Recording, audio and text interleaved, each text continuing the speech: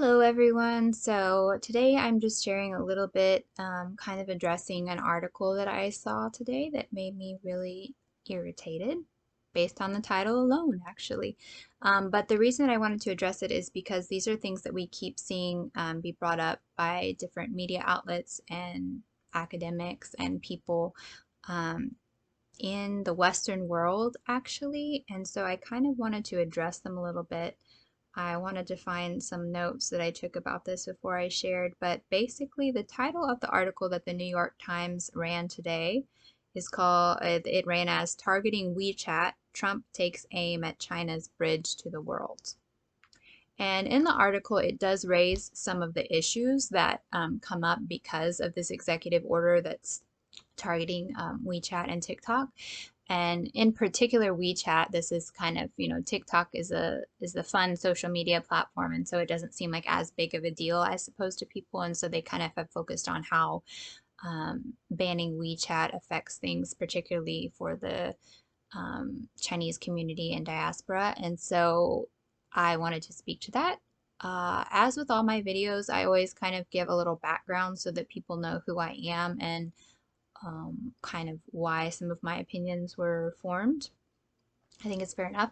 So I'm not really looking at things from the eyes of the typical American either. So I have spent the last 11 years living in China. My husband is a Chinese citizen, and so all of his family is still there, and a lot of my dear friends and colleagues and loved ones are in China as well. We very recently fled the country as a result of kind of the ultra nationalism that we saw and the way that things were building up, the way that education policies were changing, and just kind of a combination of really terrible things, including human rights abuses. So when I look at something like this news, it's cause for celebration. And that's in spite of the difficulties, inconveniences, financial loss, and trouble that an executive order like this actually does mean for our family personally. So when I say I'm celebrating this news, I'm speaking as someone that, a lot of our finances are in China. Like, um, our family is there. We use WeChat to communicate with people that we know in China, with our loved ones. It's how my son's grandmother talks to him. And so, we stand to actually lose a lot from this, but I am completely in favor of it because I think the whole key point that needs to be acknowledged here is that it is not the job of the United States to be the bridge for China.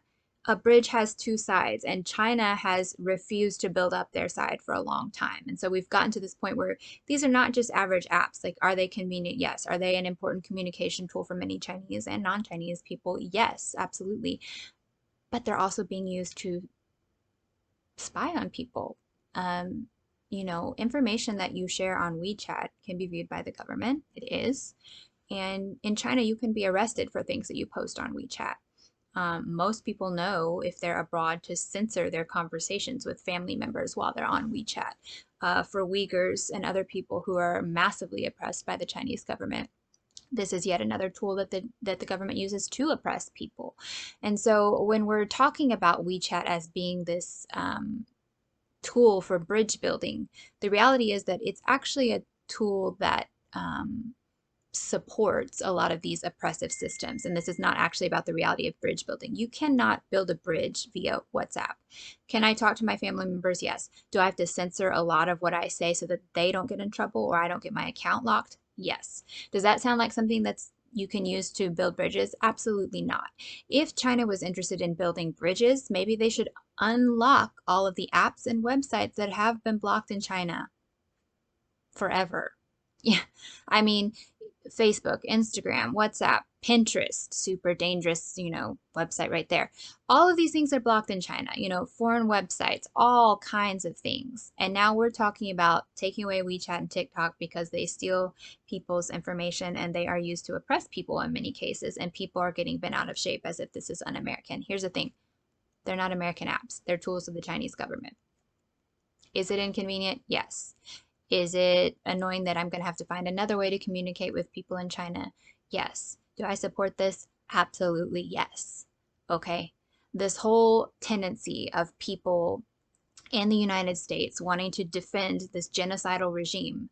That's it's not American. I understand the concerns about things, but like all of the things that we stand for about being Americans, free speech and human rights, and things that we are seeking to um, pursue and be about, even when we do things imperfectly in this country, we're always striving to improve. We're always calling out where there's injustice. These are things that are not allowed in China. These tools are used to oppress people. And so the title alone of this article is really disgusting to me, as if it is Trump or anyone in the United States' responsibility to build bridges for China. If they're interested in building bridges, then they need to build them. And it's that simple. I don't have a whole lot else to say about it. Just the New York Times need to stop running this trash and making it seem like allegations of human rights abuses are just that, allegations. No, we have evidence, we have testimonies from witnesses, and people continue to ignore it and just say that this is a tool of the US government. If you don't want to listen to the US government, why don't you listen to the Indian government? Why don't you listen to the Uyghurs who are telling you their stories of how the Chinese government oppresses them and abuses their family members and uses things like WeChat to blackmail them? I mean, it's pretty simple. It's not the responsibility of the United States to create an atmosphere of convenience between a genocidal regime and people who want to come here to get away from that type of thing.